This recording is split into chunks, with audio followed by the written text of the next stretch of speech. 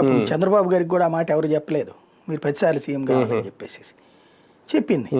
అట్లాంటి ఫోకస్ అయినాయి కదా అట్లాంటివి. పవన్ కళ్యాణ్ స్ట్రాటజిక్గా పోతున్నాడు అక్కడ. అంతే, అంటే ఇంకా సర్దుకుపోమనే ఇంకా చెప్పినట్లు లెక్క, అంతే కదా. కార్యకర్తలు అందరూ సర్దుకుపోండి, నేను వ్యతిరేకించినప్పుడు మీరు అందరు రండి బయటకు అంటాడు ఆయన, అంత మించేం లేదు.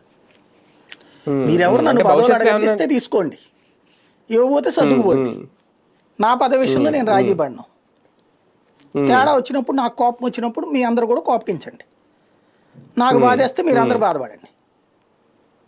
మీకు బాధ వస్తే నన్ను అడగండి, మీకు సమస్య వస్తే నన్ను పట్టించుకొని నా దగ్గరికి రాబాకండి. వాళ్ళతో కూడా గొడవ బాగాడండి, నా ఫోటో పెట్టుకుని సంతోషపడండి. అంటే భవిష్యత్తులో ఉన్న నిర్ణయాలను బట్టి ఆధారపడి ఉంటుందా కూటమి సక్రమంగా? ఏ నిర్ణయాలు జరగవు.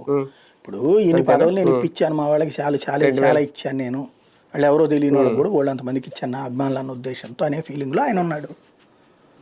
కాబట్టి ఇప్పుడు మరోసారి త్యాగాలకు సిద్ధపడాలా జనసేన నాయకులు? ఇదే కాదు కదా, ఇంకా 29 ఉంది కదా. నేను చెప్తున్నాను కదా, ఈ లోపు ఆయనకి పవన్ కళ్యాణ్ జాగ్రత్తగా చూసుకుంటే చాలండి, వాళ్ళ కేడర్ సంగతి పట్టించుకోనక్కర్లేదు టీడీపీ.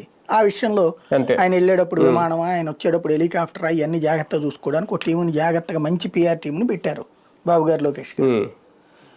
ఆయనకి అసంతృప్తి కలిగించకుండా ఎప్పటికప్పుడు జాగ్రత్త తీసుకుంటారు, అది చాలు ఆయనకి.